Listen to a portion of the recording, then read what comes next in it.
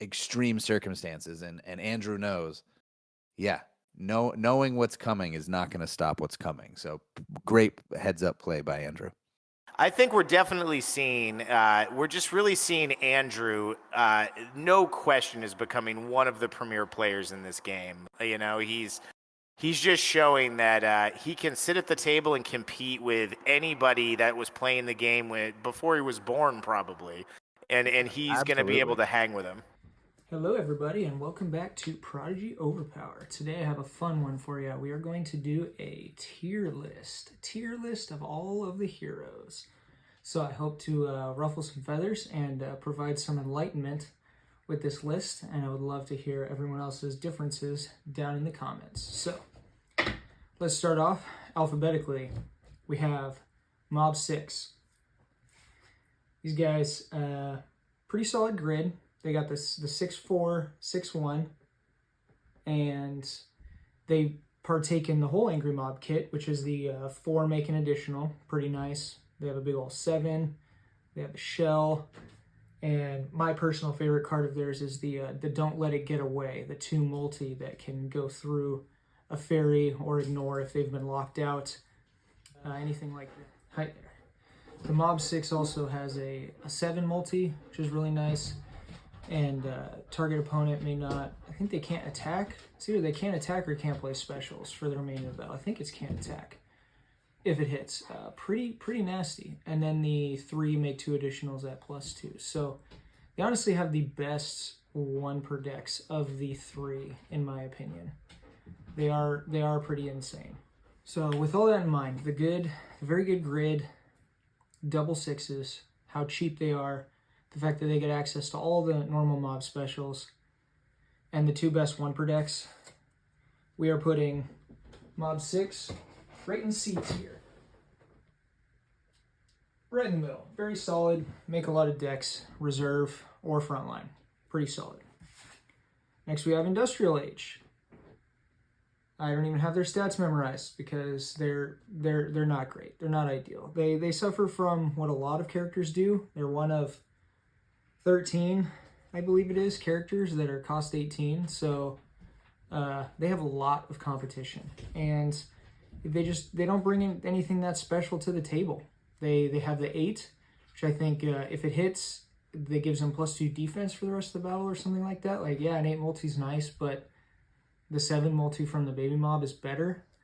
And they also have opponent discard all place universe cards. So like maybe you can get something wrong. No, yeah, they're pretty much trash. I've never seen them in a tournament deck. Straight to F tier. Straight to F tier. And then lastly, we have Mob 8. The big dogs take 30 to take down. They got the big 8 brute force. In a Baker Street build, or as your only 8 in a deck for survivability purposes, they're actually all right. They can do some okay stuff. Their 7 is really nasty. If it hits, it locks down your opponents, not target character, but opponent, from playing anything within. It's either intelligence attacks or attacks with an intelligence icon. I think it's intelligence attacks for the rest of the fight, which can be huge. I've jammed up like 3 cards with that before on an opponent. So Mob 8, solid, not as good as the baby mob. Going right to D tier. Next we got Anubis. Also a really nice grid. 6-2-7-5. Anubis has some cool stuff. Some of it's kind of situational. He suffers from the 18-point curse that has so much damn competition. But he has a 5 and 5 half multi, and if it's blocked, he gets to immediately attack with the top card from the power pack. That's huge. He also has the Weighing of the Heart, which is just a phenomenal looking card, as well as, phenomenal in play. Target character must discard all place cards and can't attack for a remainder of battle. That'll catch someone off guard. And then he has some team defense too.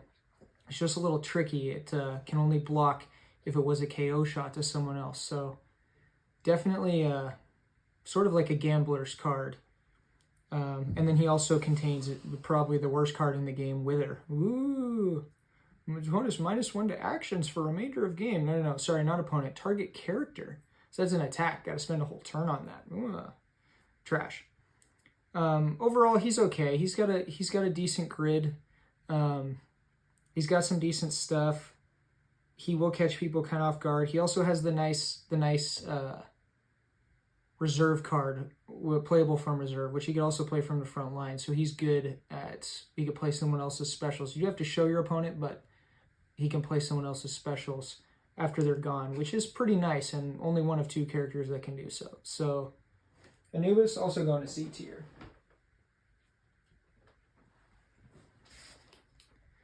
Next up, we got Billy the Kid. Billy the Kid. He is phenomenal. May play numerical specials from reserve, 4/7/3/4. He's a max 7 character that costs 17. Just unreal. I've seen him in frontline some decks. You know, he's nice and cheap, helps pay for someone like Zeus or a big dog. Or most commonly, he's used in reserve. He's a great plug and play reserve. He's going to do stuff from back there. He's going to be blasting that 5 half multi. He's got that quick draw, so you don't really want to target him all that often if you're up against him. And he has some interesting frontline stuff too. So Billy, he's in all sorts of decks. We all know Billy's good. Billy is going straight to A tier. All right, up next we got Captain Nemo. So Nemo starts at a 3/6/3/7, and if you run him in Barsoom, you can get those stats even crazier. You can get him to a 7/6/7/7. Just a little extra utility in Barsoom. It's kind of like the least used home base. I'd love to see a little more Barsoom action, but anyways, Nemo is bringing probably one of the most unique kits in the game. He has his avoid 1 attack and retreat to the back for the rest of the fight. He has what was part of the old game, the Sentinel special pin, where he can target character may not play specials for the rest of the battle. Sometimes I've seen people run 2 or 3 of those in a deck, which is, you know, can be phenomenal, can totally swing a fight by itself. And if your opponent's down to their last character, that will also jam up any heroes. So very good card. He also has a blue 6 that cannot be defended by place cards, so that can sneak in. You know, someone has an 8 place, and they're like, oh, I can block whatever else you got left. Nope, that'll sneak through. Also, one of the most hard attacks to block in the game. He's got the big old 10. There is no feeling quite like dropping that Timmy 10 on your opponent and just wrecking their character. And in addition, it's just a monster pile of Venture. And then his best card, the Nautilus, which can protect him or a teammate. It's a soft lockout, can protect them for the rest of the round, can also stop a Reaper. Very, very versatile, but he is a 20-point character, and I judge the 20s and 18s more so than the rest because they have so much competition. So as a 20 with no 8 in any grid, even while boosted, but you do have to kind of weigh that with all of his fantastic specials. Nemo's going to go in B tier. We got our first B tier. Next up, we got Carson of Venus. Carson is 18 in the front, 19 in reserve, and he actually has kind of a wild grid. You ever counted that up? Pretty sure it's 23 points. And back in the old game, you added up the grids to get their threat level. So kind of interesting that he is the biggest. Apologies, I had a little hiccup there. So Carson of Venus, 18 in front, 19 in reserve. It's a stat beast. You notice he actually has 23 points total. In the old game, you counted up threat totals you counted up the stats to see their threat totals. So kind of a stat beast, but kind of mid specials. He loses a little value if he's not in Baker Street. He does have the awesome shell card. He's got that cool 7/5. He's got a straight avoid. He's gotten target character can't play cards with energy icon. And then he's got the shell, which is just awesome. That one's kind of his best one that can soak a 8 through 11 or whatever. But overall, stat beast, great for, lots of teamwork and ally access, but specials are kind of mid, so he ends up in C tier. Next, we have the Count of Monte Cristo, who has a pretty lackluster grid, actually. If you count up the points, only 17, and he's a big old threat 20, but he does have a 6 and a 7, same as Nemo. The Count, in a vacuum, is probably the best character in the game, arguably, but it is a team game. It's a 4-on-4, so He has the ability to protect himself, make your opponent discard cards. He's got the nasty 4, make an additional that's face down. He's got a 6, which he could follow that 4 with if he wishes. And if it hits, your opponent has to discard 2 cards. So just like White Tiger from the Heroes for Hire. We all know how gross that card is. And then he has the steal a placed power card, and chuck it at one of your opponent's allies. Absolutely brutal. Can be a 16-point venture swing with 1 card. And then he also has a draw 3. So, like, what's more to like? He's very straightforward. There's nothing that complicated about him. Sometimes your opponent just won't place power cards the whole game to try and play around his friend or foe. It's like, okay, go for it. Then you're going to concede at any time and you'll be up 3 cards on your opponent. So can't even really play around it that well. He's fantastic. If he had an 8 or his inherent ability, which he had in playtesting, he would be S tier, but I got to put him in A. Next, we got Cthulhu. Very interesting monster grid on this guy. He has got 6-1-8-7, and he can play intelligence, teamwork cards from reserve. He's one of the 4 22-pointers, so a 16er pays for him. A lot of people use him in reserve and like him in reserve. He's okay there. I personally like him up front a little more, where he can throw his 11 right away. He's got one of the most unique cards in the whole set. The opponent's team is all -5 hit points. So instead of the 20 threshold to hit a cumulative, you only need 15 damage. And that's for everybody. That's kind of a must negate. I mean, like, there are some games where it doesn't matter at all, but just the threat of that card being there, and it could come out at any time, even from reserve, is pretty huge. And you'll have to always keep it in mind. He's got the 3, and then teammates can both make a follow-up attack. 2 frontline teammates can make a follow-up, which is just gross. Great for chains and just really applying the pressure. He's got the big 11, throwable from the front. He's got a straight avoid. He's got the little shell card speed bump. That one's kind of mid.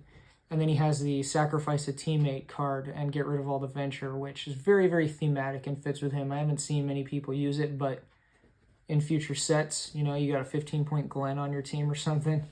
I could see that card definitely seeing use. But he does have a monster grade. He has speed. He has self-protection. He has an 8, a 7, and a 6. So he is definitely better than average. So we're going to slap him in B tier. Next, we got Deja Thoris. She was 17 points in playtesting, if you can believe that. 18-pointer. One of the best 18-pointers. She's got the dual 6 energy combat, so she fits with so many decks. You don't even really need her to be in Barsoom. She also has a stat boost card. You don't even really need that. Her power comes from how cheap she is. She has a team-wide block that can stop anything, any number, a Grim Reaper, and it stops any follow-up. So arguably the best defensive card in the game. In addition, she has a draw 3. Again, she's only 18 points. Just those 2 cards alone is insane. And then she also has a couple of attacks. She's got a 4 offsuit, make an additional. She has a 4 that can be combined with another card, so at the end of the round you could get a sneaky 2-color at once KO. And then she also has a control card where you attach it to her, and if the opponent ever ventures 2, they pretty much lock to only venturing 1, or you get a draw card for the rest of the fight. Now, that card situationally is great. Sometimes it's not that great because with a max 6 character, it's kind of hard to keep her alive. But if you have a team defense or some sort of control deck that she's in, it can be huge. So Deja, with those first couple cards I mentioned, and with how cheap she is with the double 6 grid, she is our first S tier character. Next we got Dr. Watson. Another 16-pointer. 2-6-3-5. +2 to venture if using 221 Baker Street as a home base. So due to his cards, he has a couple of attacks. He's got a 4 make an additional 6. due to his cards, he really is kind of locked to Asclepion, a healing deck, or Baker Street to get value out of the inherent. Anything else, I don't think he's really that great. I'd probably put him in like D tier or something. But you're most often going to use him in one of those two builds. So I think the fact that you can just jam him in reserve in a Baker Street deck, and you have a peek at 2 cards that, you know, target character can play, and then force a discard, as well as that passive venture bonus every hand for someone so cheap, and an okay grid, like he has a 6 combat and a 5 intelligence. So for what he's doing, he's definitely above average. So nothing too spectacular. I'm going to throw Watson in B tier. Again, he would be lower in a non-Asclepion or Baker Street build.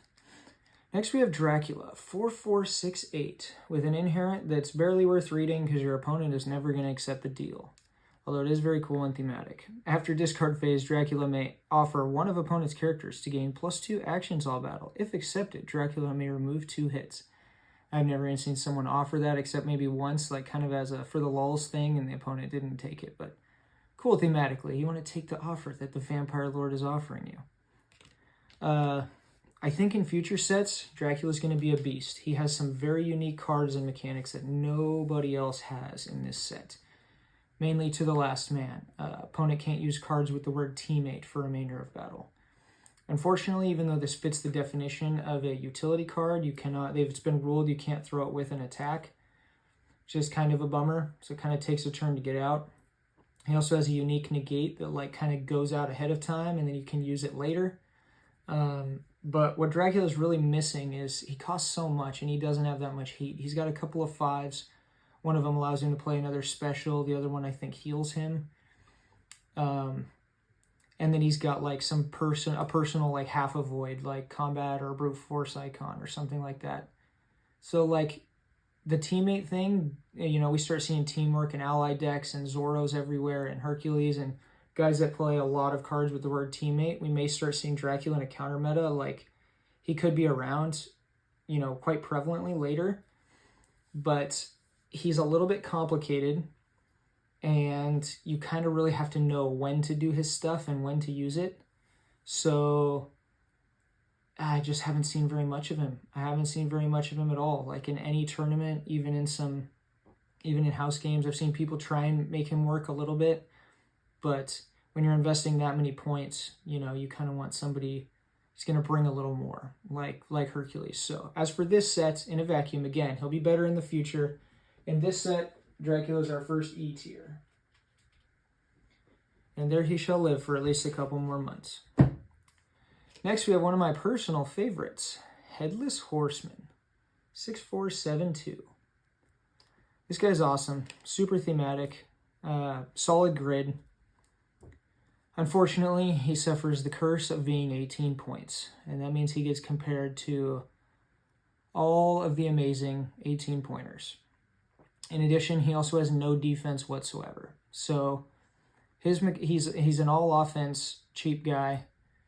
His mechanic revolves kind of around this the Mark of the Headless card, which is an attack, so it takes a turn to get out, and then the target is -2 to defend against him for the rest of the game. So, of course, it can be negated. Most opponents just kind of let it go through. It's a little bit tricky and difficult to get him to be your KO guy, the guy who's delivering the last hit. But if you do, it can be cool. And then he's got cards that go in, you know, through the piles. And like he has a draw 1 card, show your opponent, keep even if it's a duplicate. And then you look for Mark of the Headless in your draw pile or dead pile and immediately put it into play. So that's kind of nice. He's got a 6 energy that he can throw after opponent has conceded if they're marked. He has a nice little control, make an opponent ditch a placed card, and if they're marked, they have to discard all their placed cards. And then he's got a 6, which is, I think, a +3 against the really dumb characters. So against himself, against Mob 6, against Mina Harker, against Mummy. I think those are actually the only 4 characters with a 2 or less int this set, but I'm sure we'll have more next set. So, he's got some potential, but he's a pretty just basic bread and butter attacking character. He's not doing a lot for the team, and you really want him to be the one getting your KOs. You also have to really invest like 6 or 7 specials at least, maybe even more, to get full value out of his kit. So even though I love him, he's going straight to E tier alongside Dracula. E for Undead. Lols. Next we have Hercules, the big dog. It's funny, Tim said he thinks Hercules is the best card in the set, and it's kind of hard to argue with that. 3/6, 8/4. He's a 22.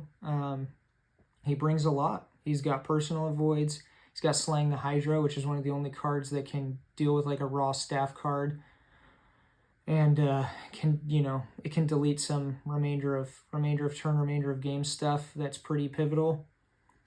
His best card, I think, is the non-1 per deck 7, which can be used for offense or defense for the whole team. He's got the big old 9-ball, and he also has a 4 energy, and if it hits, the target can't make follow-ups to teamwork or allies for the rest of the game. So you sneak that one in, that can be super clutch. 1, 2, 3, 4, 5. I think I'm missing. Oh yeah, he also has just a 6, a red 6, which it's alright. Throw one of them in there. It won't dupe with a 6 power card. But yeah, another very simple character who, does what you need him to do. It's hard to fit him and a backup 8 brute force character in the same team. So he kind of has to be the anchor and linchpin of your team. But if you have a way to keep him alive, he's pretty solid. And he does what he does quite well. So we're throwing him also an A tier. Very strong. We got Invisible Man. I just played a couple of games with him for the first time in my Deck Doctor series, which you guys will see soon. Had a deck sent to me with him, and I got to play him finally and see him firsthand and actually use him and not just judge from the outside. 17.2536, so his grid is kind of trash. He's got some very unique stuff. He's got the 0, which you need to block with a power card of 5 or above. He's got the 5, which I think can't be defended by a special. He's kind of great for the power pack because you kind of want him for long games because he's got the defensive. He can avoid an attack with a 1 through 8 intelligence for the remainder of game. He's a prime target for an offensive negate, but in all the games I've played with him, it has yet to be negated. So definitely some self-protection, putting the targets on other people, but he doesn't have that much venture to make up for it. He does have the exchange special where you can exchange it in your draw pile for a power card, and he doesn't even have to be able to use it. So you can't just fish out 8s with that, and I've done that before. That's pretty nice, but it is slow. You're taking a whole turn to do it. So very tricky, just very thematic, as Invisible Man should be. But his grid is trash, and he kind of needs to be in Baker Street to get value out of his big 1 per deck opponent review, play open-handed for that fight. So overall, he has some promise in the future, but right now, E tier. And there he goes. Next we got Jane Porter, 3/4/3/6, 16-pointer, pretty trash grid, but she makes up for it with her specials. She has the 2 throwable in from reserve, and you can even throw it after your opponent's conceded. So that's pretty huge. She's got a 7 that does something else that's pretty good that I'm not remembering right now. She's got the, if you run her front line, you kind of have to ignore her because she has that avoid and make your opponent discard a card, which is just huge if you, run into it or get your opponent to run into it. But her best card is the 1 per deck that just waves away all cards placed and in play that say remainder of battle or remainder of game. So that card by itself will get, placed and in play. It doesn't have to be in play, just sitting placed on their card. I've seen it get 3, 4, 5 super clutch 1 per decks, just wipes them away. So she's kind of a home run or strikeout character because if you get that when you need to, it's pretty awesome. But if you don't, it's really hard to defend her with these trash stats.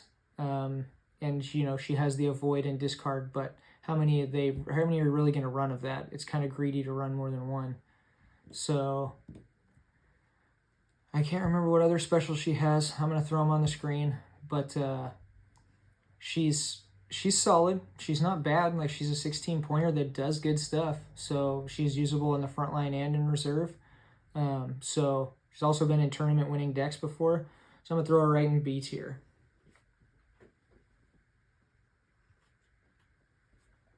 Mostly because she's 16 points.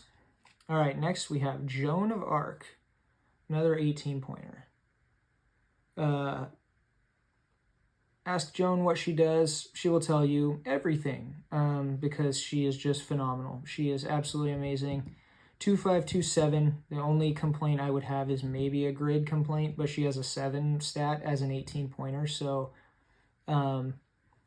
she has a 4 of frontline allies get to make an additional. So she leads strings. She has a Baker Street card, which I haven't seen very much. She has a very unique KO herself, draw a card, and forfeit the venture, which I've seen pulled off sometimes. But her real strength lies in her couple 1 per decks. Her Protection of St. Michael is clutch. Avoid an attack with a combat icon, and then you can't be attacked with intelligence attacks. The whole team for the rest of the fight. That's just insane. It always gets value. And then she has her early feminist leader. All females on the team get a +2 to all combat and intelligence icons for the remainder of game. Not remainder of battle, remainder of game. So that's a utility card you can throw alongside an attack. You don't have to burn a turn to get it out. So pretty insane. She has speed, she has utility, she has defense, she literally has everything. So I mean, you are kind of limited to having at least 1 or 2, female characters with her to get full value out of that feminist leader, but she's insane, and she also goes straight. Okay, next we got John Carter of Mars. He's got the 2675. Pretty solid grid.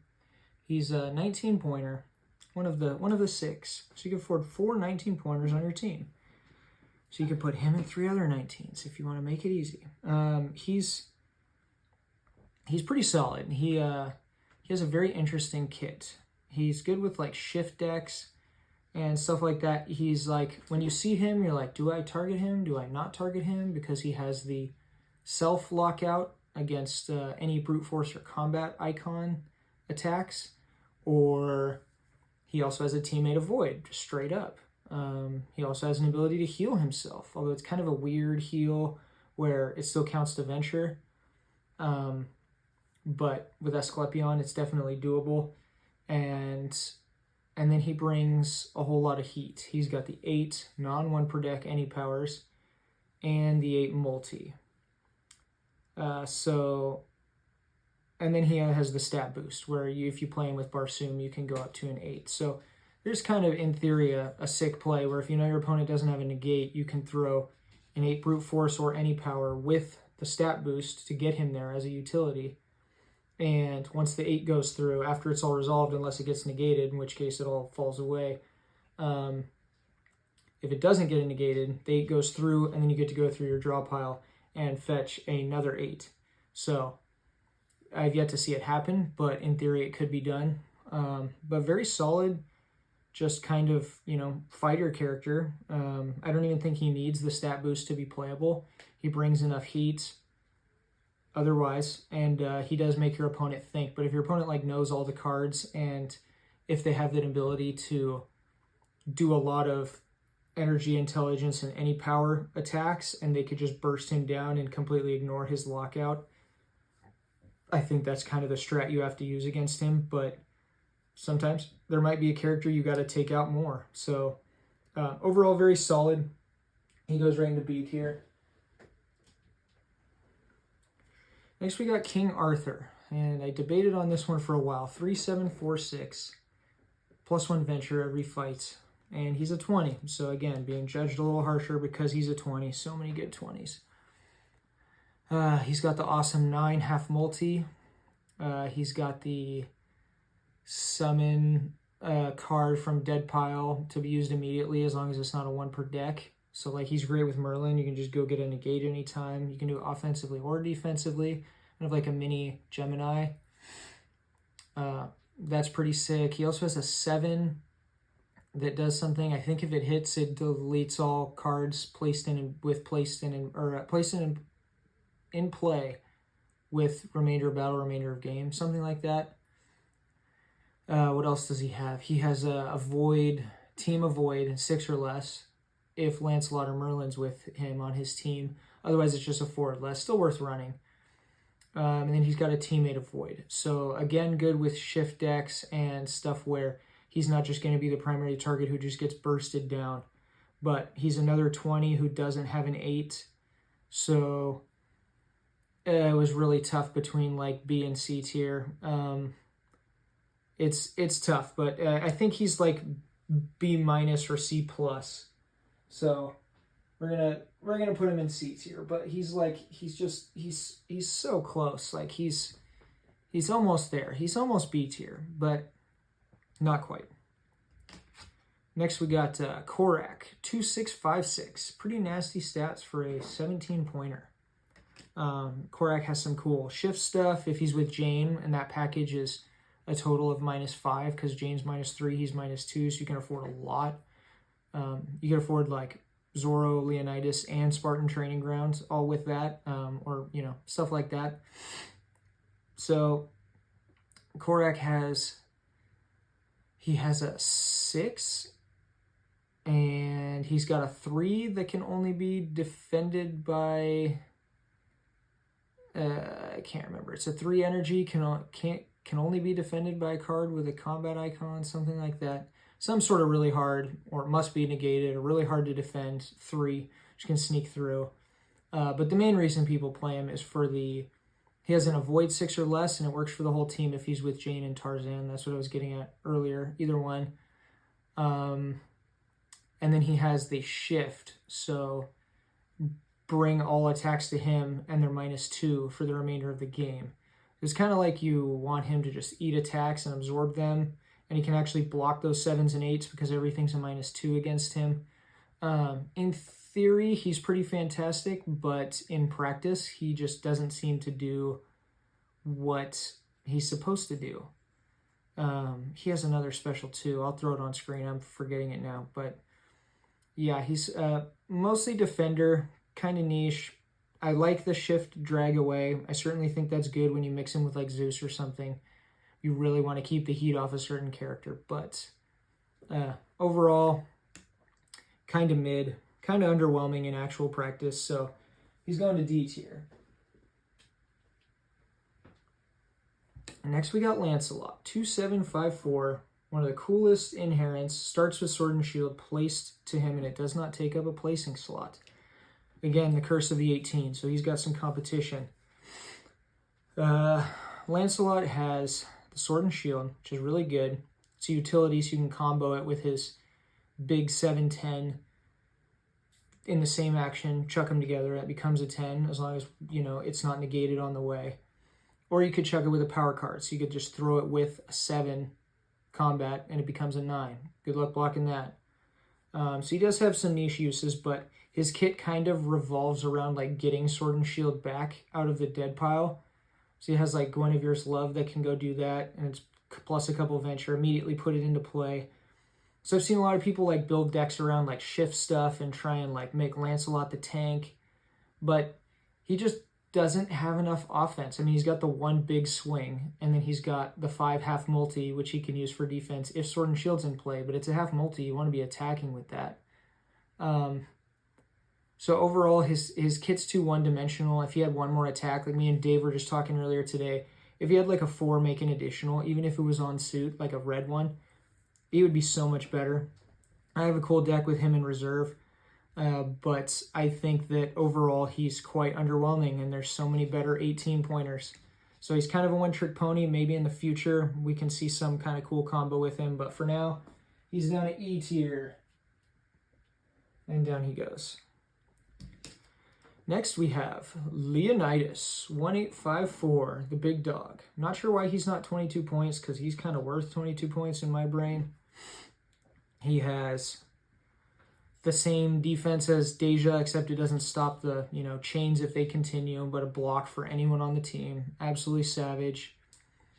He's got a kind of a weird like teammate can make a attack at +3. I think it's combat attack, and it's like, I see most people sit with that one out.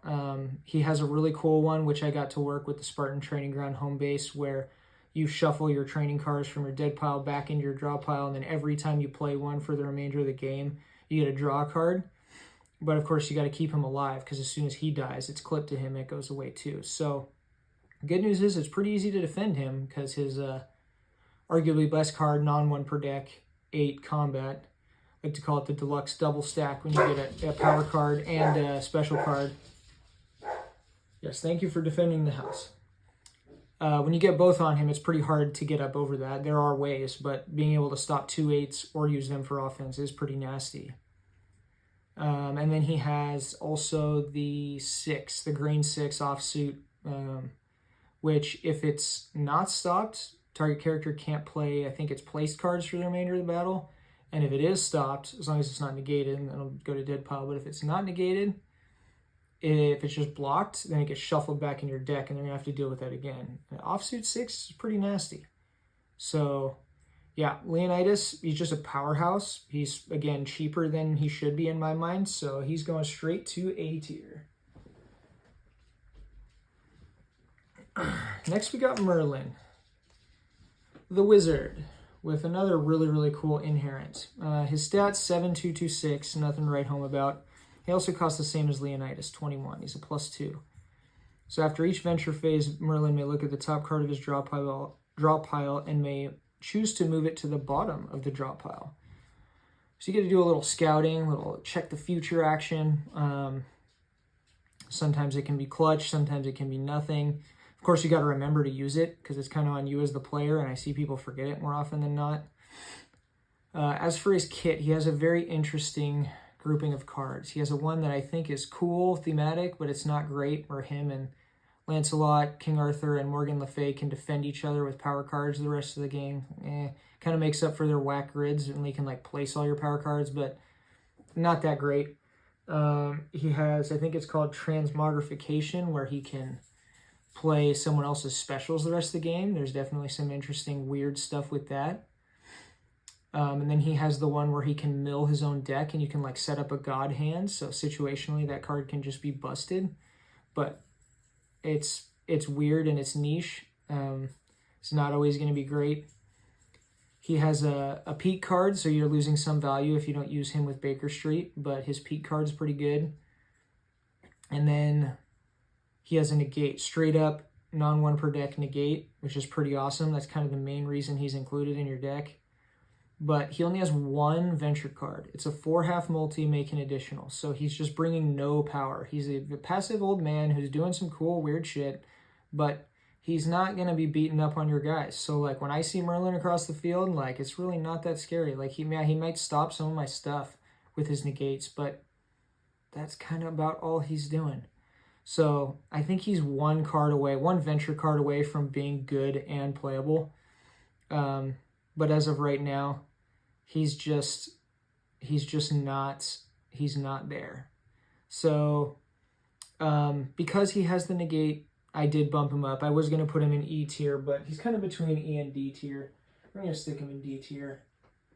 He does have a 6 and a 7, and the cool inherent, and some funky stuff. I've seen people build some weird shit, and he can do some stuff, but he's just not bringing a lot of power. All right, next we have Mina Harker, another 18er, double 6 grid, 6-2-6-2. Mina has good stats. Mina has an even better kit. She's got a 1 per deck 7 that heals her either a hit from current battle or permanent record, so she now gains some value if she's in Asclepion. She's certainly not needed to be.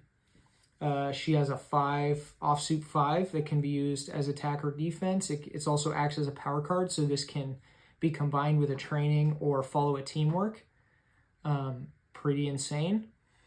She's got a 5 brute force that can't be defended by a special, I believe. And then she has a negate, which you got to show your opponent your hand in order to use it defensively. But let me tell you, that sounds like just the worst punishment in the world, but when you're looking down the barrel of like a Grim Reaper or like an 11 that you have no other way to deal with, it's absolutely worth it. Show them your cards. Especially because you're going to have a lot of your stuff placed anyways. Half your hand is always face up in this game. So like, it's not really that big of a punishment. Like sometimes, yeah, it can be, but it's not as bad as people think it is. I think it's better overall than like Mummies, where you have to ditch a second card in order to enable the defensive negate. So super clutch. And in addition, she also has she has like a peak card, I think, Baker Street. I never run her with Baker Street, but she's got like a reveal something. And then another really good card, target character must discard a placed card. So she's got some control stuff as well. So Mina kind of brings it all. She brings everything except speed, but she makes up for it with her control, her negates, her flexibility, and she just slots in with so many teams having that 6 energy and 6 brute force. So she's going up with the other ladies straight to S tier. There she goes.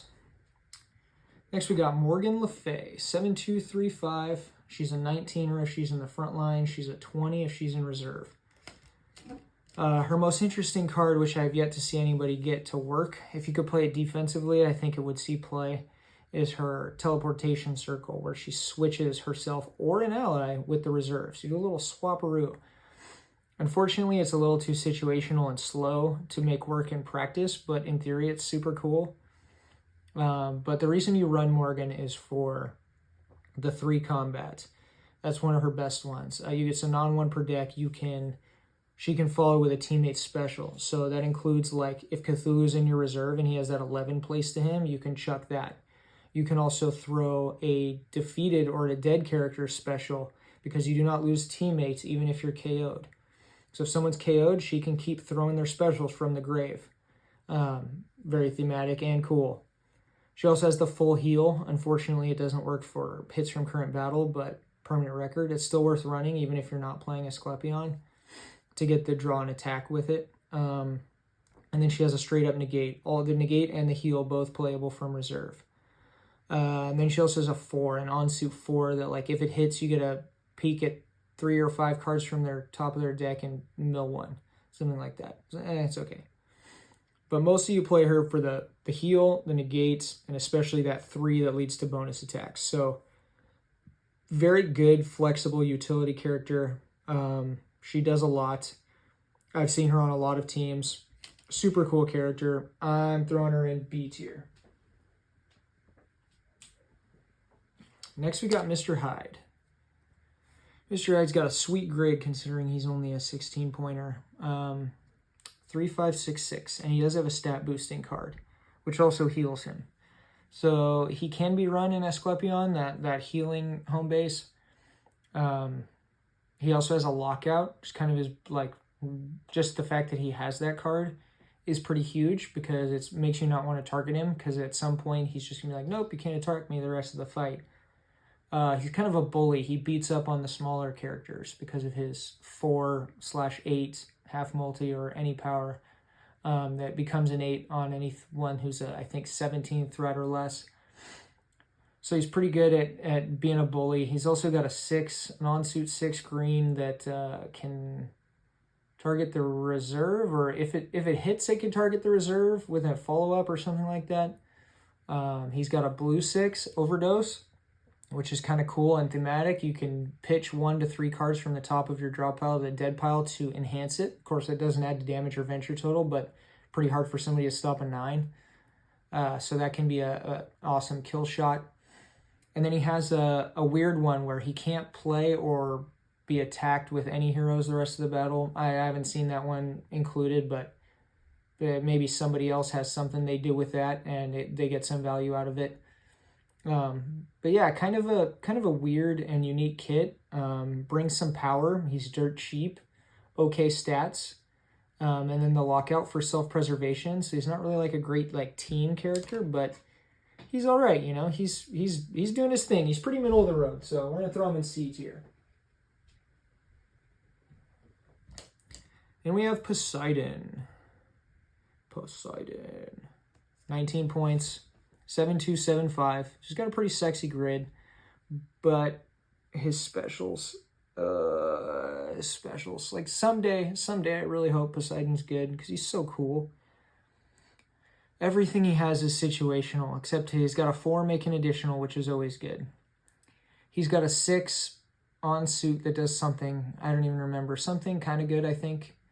And then he's got a 7 any power, which is actually really interesting. If it hits, then they lose their inherent. So you could like sneaky kill like a angry mob who has 30 hit points, or the mummy who needs an energy icon hit to be KO'd, or I don't know. There's some weird stuff you can do with that. It's kind of cool, but pretty much all of his stuff is situational. He has like a opponent can't play placed universe cards this battle. Okay, you might occasionally jam up 1 or 2, or I guess you could get 3 cards, but then they're still there and you have to deal with them next battle. And then he does have a lockout, which is pretty good for self-preservation, but no one's going after him anyways, because they're going after whatever the 8 grid is, because he's just not that scary, even with his attacks. So he's got an avoid 1 attack, remove the attack from the game, so he can't go get it back with like a Gemini or something. And then he can't be attacked for the remainder of battle. So in like some lockout decks in the future, when we see more characters with this card that he and like Mr. Hyde have, we might start seeing him. But it's kind of gimmicky. He's not really doing like anything for the team. And then also like the way I think he has value in the future is because of the mill stuff. He has, I think that's what the 6 does, something to do with milling. And because he has also an opponent like ditch 7 from the top for their draw pile to dead pile. I'm not a huge fan of like, I'm sacrificing value now for value later, because that can just put you behind and like you get nothing out of it. So maybe once we see more mill characters and more lockout characters, we'll see him. But for now, Poseidon, you go right to F tier, buddy. You can sit down there with Industrial Mob, the Mob 7, because right now that's what Let There Be Light. So next we got Professor Moriarty, 3548. It's a 20-pointer who does have an 8.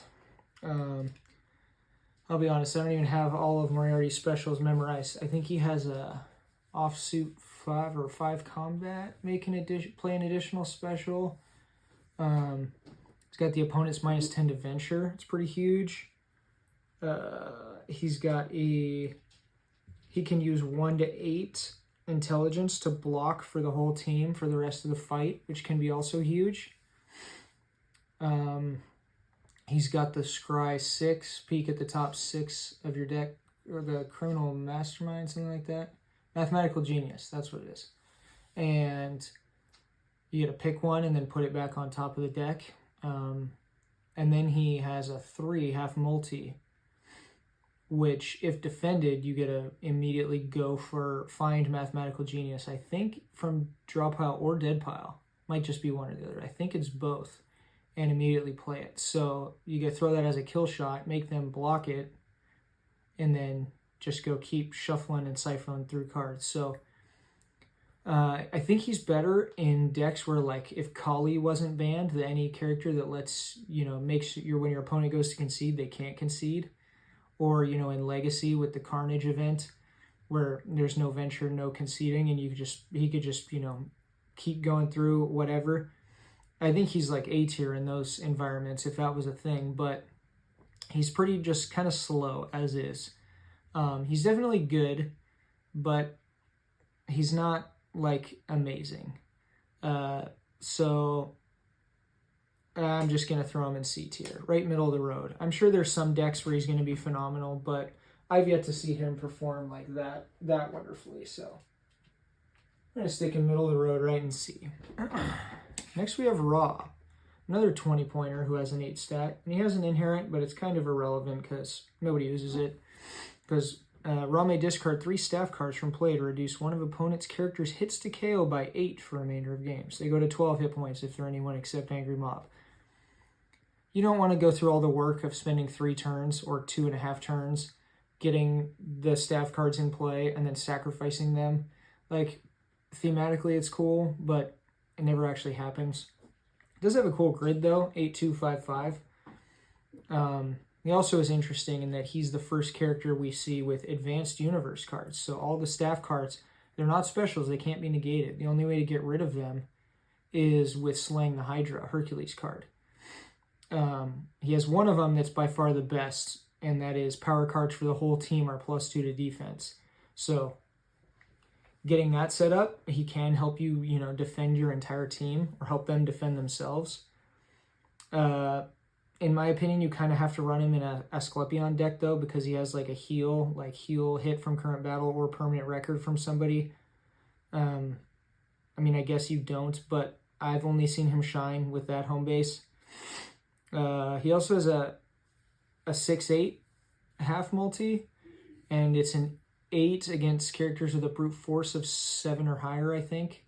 So that's pretty nice. Throw a couple of those in there, especially if we see a lot of like Hercules meta, Sheriff, Mummy, stuff like that. And then he does have arguably the best card in the game, but of course an avoid when attack just stops it. Can be. I don't know if it's the best card in the game. May have overestimated a bit, but he has a discard a place card, and then your opponent has to go through their hand and their deck and discard all, or not hand, but their draw pile, and discard all duplicates of it. So if your opponent doesn't know, like if they're new, and let's say they're playing like Zeus and he has like 9 or 10 Thunderbolts in the deck, and one of them's placed to Zeus and not the home base, and there's no negates, Rod just goes, delete, buy 10 Thunderbolts. Like that can happen. Or delete their 8 power card, and then if they're all the same color, they get rid of all of them.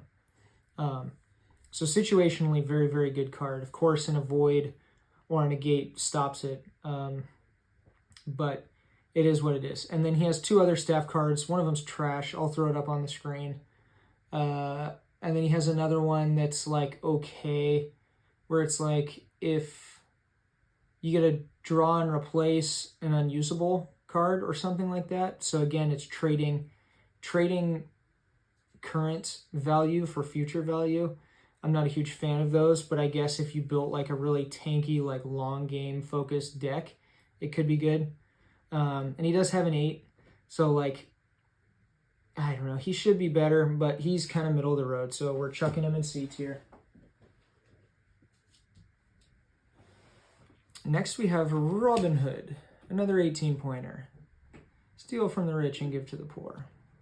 2/7, 4/5, nice grid, very nice suite of specials. He has a little team defense. He can protect the team, kind of making him a target depending on who he's with. That's very relevant. But he has a block, an attack with a combat icon on a teammate and draw card. That's pretty huge. He's got a 4 brute force, and if it hits, your opponent has to ditch a card from hand. That can catch him off guard. And he's got a 5. I think it acts as a power card, so it could like follow Teamworks. Maybe it doesn't. Maybe it can just be combined with Universe, but I'm pretty sure it acts as a power card. Offense or defense for him. And then he's got a 3 multi, make 2 additional, 1 per deck. That one's nasty. And then he has 2 control cards on top of that. So he has a opponent must discard a place card. And then he's got the 1 per deck version where they have to ditch a power card. And if successful, if it doesn't get negated or avoided, you get to draw 2 cards, show them the opponent, and you can keep duplicates. So that is just huge. So Robin Hood is an 18-pointer, but he is bringing it all. He's bringing offense, he's bringing speed, he's bringing defense, and he's bringing control. So he's a very versatile character. And we're throwing him in A tier. He's amazing.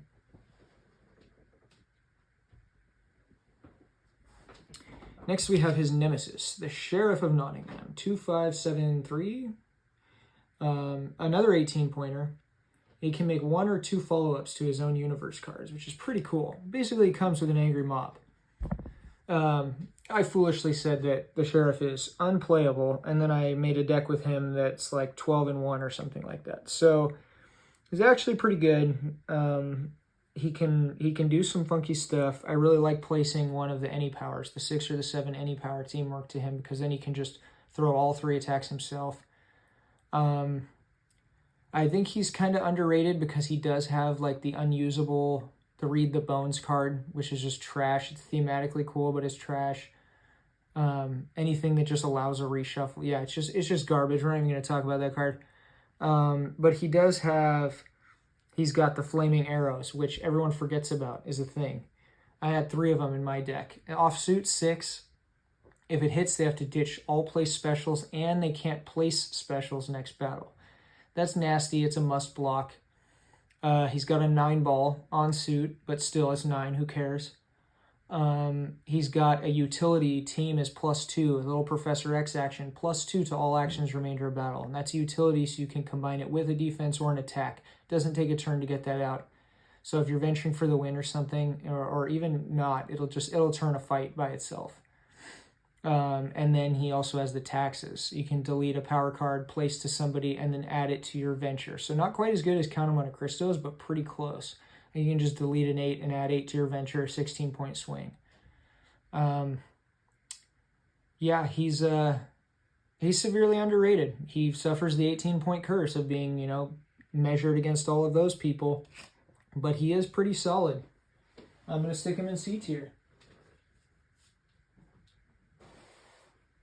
Next we got Sherlock. Sherlock Holmes, 2538, 19. One of the only, I think, 2 19-point characters that has an 8 stat. Sherlock also kind of does it all. He does lose a little value if you don't run Baker Street with him, because he has a 5 offsuit that, if it hits, opponent reveals their hand. But it's still worth running even if you're not playing Baker Street. But his 1 per deck, like search through their deck and delete a card, I wouldn't play that if you're not playing Baker Street, because then you can get their Cataclysm and their Grim Reaper. But if it's just getting 1 card, again, current value, you're trading for future, it's not really worth. I love seeing my opponent place that card, because it's just like, ooh, okay, now I'm up a card. He's also good in Asclepion, though, because he has an offensive negate, non-1 per deck, so you can use that to heal hits, the special card hits, and then you get a draw and attack if you're running that home base, or you can just use it to wreck whatever they're doing if they have special cards out for the remainder of battle or game. Pretty nice. And then he has a straight up 1 per deck negate. And he also comes with a little speed and offense too. He has that 4 multi make an additional, which is a must block, and you go ally into the 4 into something else. He kind of does it all too. He's got a little control, a little defense via the negates, especially if you could run the event where it turns offensive negates into real ones for a turn. I used to do that, and once in a while I hit it. And then he's got a little speed too. So, and then he has an 8 grid, and he's not expensive. He only costs 19. So Sherlock's very good, very good. I see him in a lot of decks. He's going to A tier. All right, next we got the Monkey King, Sun Wukong, 5863. One of the big 4 22-pointers. The coolest thing about him, in my opinion, is you don't have to run doubles of any of his stuff. You can just throw in 1 copy of all 5 or 6 of his specials and call it a day. He's got a 6, and if it hits, your opponent has to ditch a placed universe card, so that's often great. He's got the big 11, and it only counts to venture if you're losing, but who cares? It's an 11. It's over half the damage you need to take someone out. He's got the transformation trickery, where you can shift to him or someone else for the remainder of the fight. So you wait till someone's beat up and then you shift to someone else, or you could shift to a guy who has a lockout or something like that. He's got a team avoid, which also lets you draw a card if you're losing. So another great Reaper stop or stop a big hit against anybody. And then he has a avoid an attack with a brute force icon, and then he can't be attacked with those the rest of the fight. And what else does he have? He has one other card that I'm now forgetting. Oh yeah, the full heal. He has a full heal, and he does have to discard any cards placed to him to use it, but it removes all hits from current battle and permanent records. So pretty clutch. If you can keep him alive long enough to time that, you can just delete 18, 17 points of venture, and just fully heal him. Or in Asclepion, you get a draw and attack with it. So that, in addition to his grid, even though he's expensive, Wukong is just a beast. So he's going straight to A tier. Next, we got Tars Tarkus, my boy. I was 2nd place in the playtester tournament right before the cards dropped, because back then, I used Tars Tarkus, and back then, his 6 any power used to be able to defend the whole team, not just if John Carter was on his team, but if Deja Thoris was on his team, it would also work. So Tars is a 20-point 2763 he can have an additional placed basic universe that doesn't take up a placing slot. And that's cool because he has a card that like gets +1 for every card placed to him.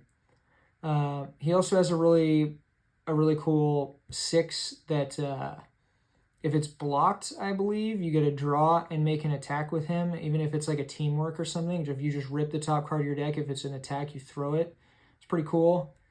And then he has an awesome opponent must discard 2 place cards of his choice. But the thing is, you're really locked to using him with John Carter, and that's +1 and then 0 for the points, a 19 and a 20. So you're really limited in who else you can use, and you still don't have an 8 grid on your team or a negate. So, like, I want him to be good. I want him to be good so bad, but he's just not there yet. He's got another 6 that, like, and I think I went through all the 6s. Oh, he has a stop a teamwork, just like the any hero. Stop a teamwork. Cut out there. Tars. F tier. Sorry, buddy. Wish you were better. All right, next we got Tarzan. 1754, 19-pointer. He can is inherent. He may avoid brute force attacks with intelligence power cards playable by him. Often forget about that one, especially when you're facing him. Tarzan's pretty unique. Kind of a brawler. He's got a 7 on suit, non-1 per deck. He's got a 7 off suit, and target's like locked down if it hits. He has a really cool like 1v1 me, bro, where only him and someone else can play cards the rest of the fight. It's a character in the Invincible set coming out with that card too. I think it's going to see a little more use. No spoilers though.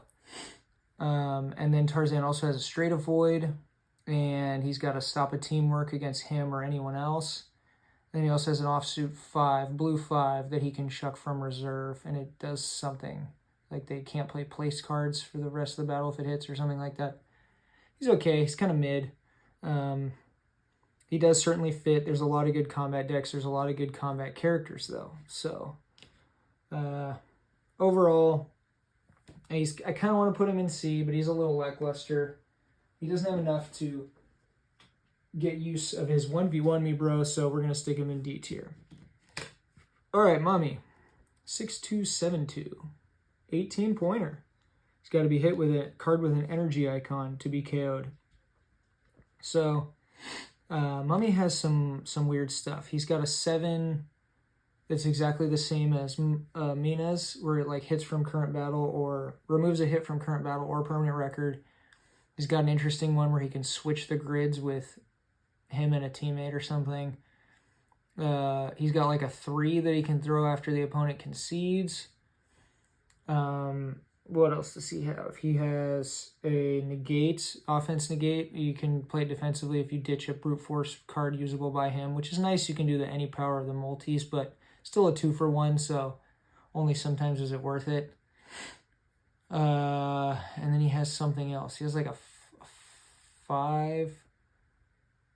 No, maybe not. I think he has a 5. Maybe not. Some sort of remove hit venture shenanigans. I'll put it on screen. He's pretty solid overall.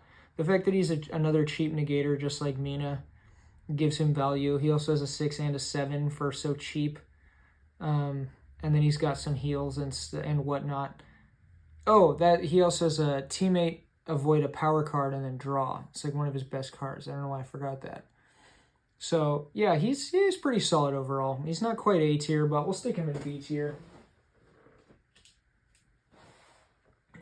Next, we got Three Musketeers. Right before playtesting ended, they used to be 19 points, and I think they were perfect at 19. At 20, I think they're a little too expensive. 2755, very similar grid to like Zorro or Leonidas. May not be Spectrum or Cumulative KO'd with teamwork cards, so you can't really chuck your teamworks at them. They're kind of like the X-Babies with power cards, kind of ignore that. Three Musk are kind of one-trick ponies. They bring a pile of venture. They also have some team defense, I guess. They have the Valiant Charge, 5, any power, which is +1 for every card in your defeated mission. So kind of like Wukong, they have a little comeback mechanic. I guess if you're down 4 missions, that can block a Thunderbolt against anyone on your team. So that is pretty nice. I'm going to throw a couple of those in there. They have a 5 intellect 5 that they can play an additional special. They have a 6 green that can't be defended by intelligence icon or something like that. They got a 7 combat on suit, which if it hits, then the next one to hit that target KOs them no matter what, which is pretty cool. And I don't think I've ever seen it happen, maybe once, but it is cool thematically. Nice little one kind of driving the stake in there and finishing the job. And then they have a summon a teamwork card from the draw pile, and then they can play any teamwork no matter what the requirements are the rest of the fight. Kind of situational and slow, but it could be cool. And then they have, they have the big 8 multi. So pretty much the little team defense and a pile adventure. They're pretty mid. I think C tier is pretty fitting for them. I think they'd be B tier or maybe even A tier if they were 19 points like they used to be. They might be a little too good, but they could have been 19. Bring them back to 19. All right, next we got Time Traveler, 5326. Kind of a crap grid for this 18-pointer, but he can use intelligence cards, 7 or 8 defensively. Ooh. For Time Traveler, you kind of have to use him with Asclepion, just like Raw, in my opinion, because he has a teammate heal. He can't heal himself, but he can heal a teammate, current battle or permanent record, which is nice. He also has a personal avoid, and so all his defense, he kind of gets ignored. Which lets him get his 1 good card off. His opponent must discard a place card from all frontliners. So you can use a 3 for 1. That card is nasty. It's a must negate if you have it. Just got used on me earlier today. That card is pretty gross. And then if we start seeing an energy meta, then he might creep up a little back because his 6 becomes 8s. And that would be pretty nasty. But energy is not really a thing right now. If it was combat, I'd say he'd probably get played because he'd have extra 8s he could throw, and it's a colored 8 offsuit energy. But he's kind of lackluster. One of his cool 1 per decks is a 2 card for 1, 10 venture.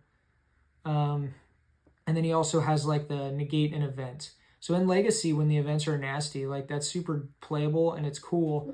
But in Modern, the events really aren't shit. So it's he's kind of not getting value out of all of his cards. He is a good little plug-and-play cheap intelligence character. There's not a ton of cheap intelligence characters, so he does have a place, but he's not really that great. So I'm sticking him in D tier. Better than I had initially thought, just because that 1 card, that discard 3 place cards, can be gross. Next, we have Van Helsing, a 20-pointer with a cool thematic +1 on all attacks against Dracula. And we see where Dracula is on the list, so not getting a ton of value out of that inherent, at least right now. 3 energy, 7 combat, 4 brute force, 5 intelligence. We've seen these very similar grids before, similar to 3 Musk, Zorro, Leonidas. All these combat guys seem to have very similar grids. They're a little smarter than average, a little bit weaker brute force than average. In Leonidas' case, those are swapped, and low energy, high combat. But what Van Helsing makes up for with his kind of crappy stats is the kit he has. He's got a weird concoction of stuff. He's got a card like Jane where he can wave away special cards. I think his are just in play, not placed in play, or maybe his are one or the other. I can't remember. But he's got to wave away specials that are ongoing and doing stuff. So that's situationally great. Sometimes meh.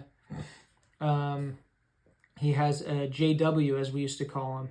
It's a 3, and then he gets to make a power card follow-up, and neither can be defended by a special. So either got to negate the 3 or block them both with power cards.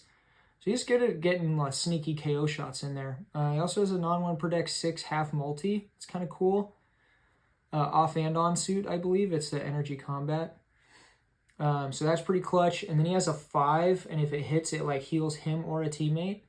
So you get some flexibility there. And then he also has a 1 per deck negate. And then lastly, he has a kind of soft lockout, only universe cards. So you can only chuck allies and teamworks at him. So, he's got a weird variety of stuff he can do. He's got some offense, some utility, the negate, some personal defense. So I think he's a little underrated, honestly. Like, I haven't seen much Van Helsing. You can't put a ton of stock in the inherent, but with the crappy stats, like he's 20 points and he doesn't have an 8. So there's a lot of characters like that. It's like anytime you got a 20, you could be rocking Nemo or Count of Monte Cristo or something. Like, there's a lot of bomb 20-pointers. So he's cool. He's got a very unique kit. I'd like to put him in B tier, but I just don't quite think he's there. So he's kind of between. Throw him in C tier. Middle of the road. All right, getting down to our last couple. We have an 18/20 pointer, depending on where she is. Victory Harbin, 5537. 18 in the front, 20 in the back. And that's because a lot of her specials are usable from reserve. So up front, I think the reason she's so cheap is because you can just kind of burst her down. She doesn't have an 8 to defend herself. And her defense card only works on teammates. Stops a card with an intelligence icon, and then you get to go through your power pack and get another card. So it can be a 2-for-1. Pretty sick. It can stop all those big multis. But it doesn't work on herself. It's kind of like the Silver Sable problem, right? Or Spider-Woman. She can't defend herself with it. So that's why she's so cheap up front. She also has a draw 4, and from reserve she has to ditch card to play it, an intelligence card, but it's still worth, even in the back. But up front it's even nastier. And then she has a very unique card that I think we'll see a lot more victory if we start seeing an intelligence meta, just because she counters it so well. She basically has a Grim Reaper for just intelligence. And it's only throwable from the front, though. So it's kind of high risk, high reward to have her up front. Definitely much safer keeping her as the shell in the back, where she can protect with the intelligence block and then also get the draw off. But she's pricey back there, so it's a trade-off. And then she also has an offsuit 7 energy that she can throw. I think she has to ditch a card to throw it from reserve, or she just play it normal up front. And then she has a 3 multi make an additional. So the more I'm talking about her, the more I'm liking her up front, actually. If you just gotta have to have someone else as an ability to protect her. But yeah, another pretty solid character. I think she's above average, and I think she's underrated. I haven't seen her too much, but I'm sticking her in B tier. And then we have the Wicked Witch, the other 19.8 grid besides Sherlock. 8325. In addition to bringing a big ol' 8 energy, Wicked Witch has the best defensive card in the game, Harness the Wind. For the rest of the fight, unless it's negated, you can just pick where your opponent's attacks go. And so you can put huge pressure on them. This can be played when you're venturing for the win, or just to pretty much guarantees you win the venture. You're going to get your opponent to run away because you're going to kill 1 to 2 characters and they're not going to kill anybody. So yeah, this card's just insane. You can go back and get it with Gemini. She would be good if this was her only special, but it's not. She brings even more. She also has an 8 multi and a big Haymaker. She also has a 7 offsuit intelligence card. You can chuck it at the reserve, and if it hits, it jams them up for a turn before they can come up. So, like, she already has so much going for her. Defense and heat. She also has some control stuff. She has the shiny shoes, where even if you're not using the second part of it and regaining a universe card from your dead pile, it's still discard a place card. So just delete an 8 or a big attack, or your opponent's Merlin if they place it to a frontliner. So many good cards you just get rid of.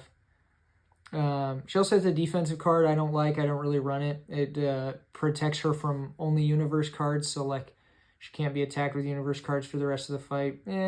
Often it's a dead card and it gets wasted, so I don't personally like it unless you really want them little extra situational keep her alive, but I don't think it's worth.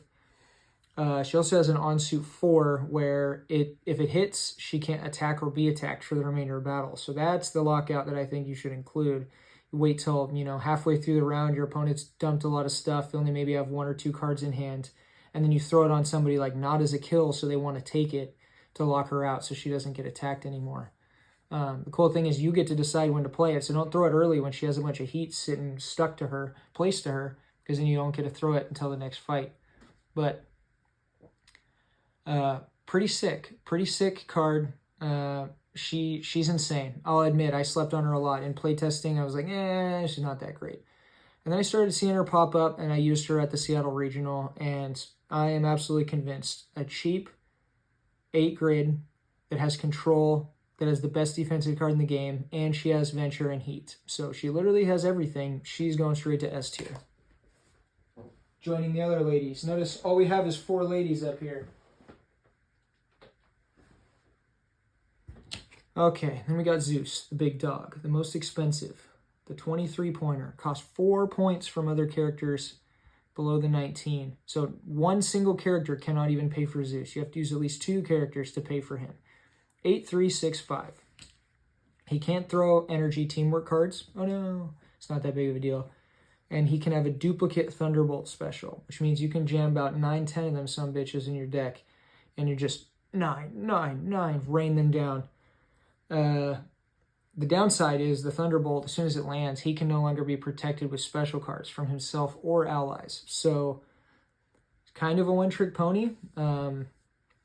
You got to really figure out ways to protect him elsewise, like use Korak and shift attacks away, or Wicked Witch, or you'd run Negators with him because a Negate's not technically a defense. Negates and shifts aren't defense, so he's going to have a hard time stopping above an 8. And it's really hard to fit like Dracula's Armory in there with him, or even Spartan Training Ground because he's so damn expensive. But he is the anchor of the team. He is the linchpin.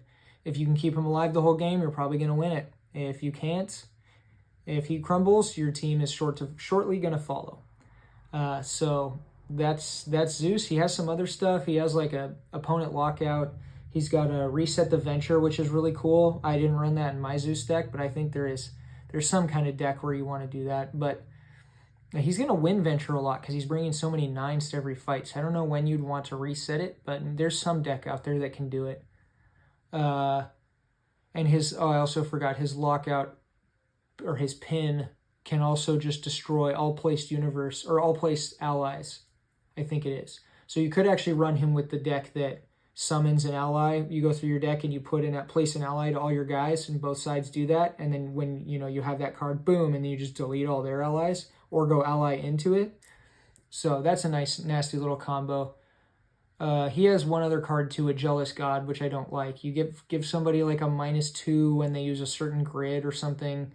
Yeah, he has too many cards. Your deck's already full of Thunderbolts. Barely worth running the pin, and it's probably not worth running the Reset the Venture. Oh, his best card, Hera. Way to keep him alive. The wifey. She comes down 10 hit points, and she's got to be attacked. So if you shift cards to Zeus, they go under Hera and they hit Zeus.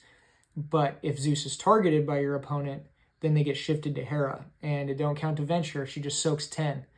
And so, the sooner the better when you draw Hera to help keep him alive. Kind of diverts their attention and attacks to other people, and if that's happening, you're probably winning. So Zeus, very solid. He's so damn expensive, I can't quite put him in A tier, but he's going to B tier. And last but not least, Zorro. 1845. He's a 20-pointer with an 8 grid. He brings a little bit of everything. He's got some speed, some utility, some defense. He's got the 3 quick strokes. It's a make 2 additional combat attacks. If they end with 15 or more damage, they're dead. Just carve somebody up. That one's awesome. It's fast. He's got a 5 half multi, attack or defense. It acts as a power card, so you can combine it with Spartan, and that's a 9 or less. You can stop like a Thunderbolt, or get a 9 for the kill. Good luck blocking that. He also has an on-suit 7. He's got a Venture card that I think you both go to only 1 ventured. Yeah, King Arthur has the other one that's just trash, but Zorro's is actually pretty good. You both go to 1 venture, so if your opponent's going for the win, you could use it and be like, nope, actually you're only venturing 1 this round. Pretty solid. And then he has another on-suit. All of his cards are combat. He has an on-suit 4. And I think if it hits, you get a peek at the top 5 and mill 1, kind of like Morgan Le Fay's, something like that.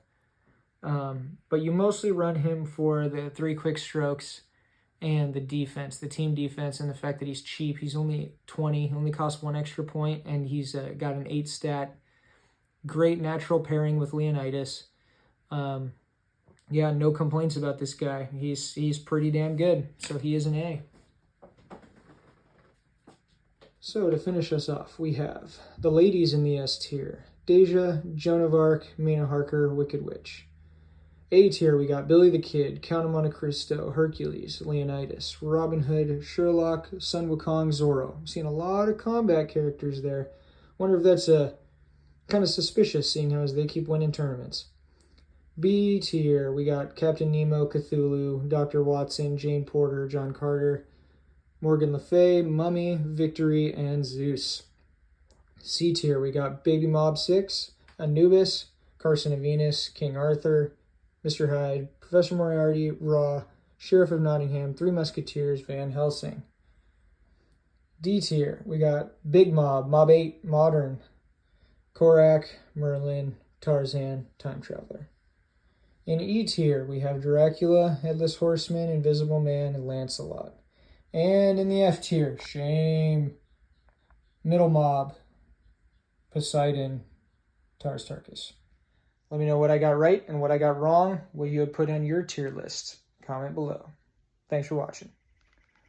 One last comment, just want to say, this list proves how awesome and epic the set is and how well balanced, because like, look how many guys in the middle there are. Pretty much everyone is playable, and you can even get some value out of the weaker guys by commenting on with the better ones. So, such a well-designed set. LRG did an amazing job, and I can't wait to see Invincible.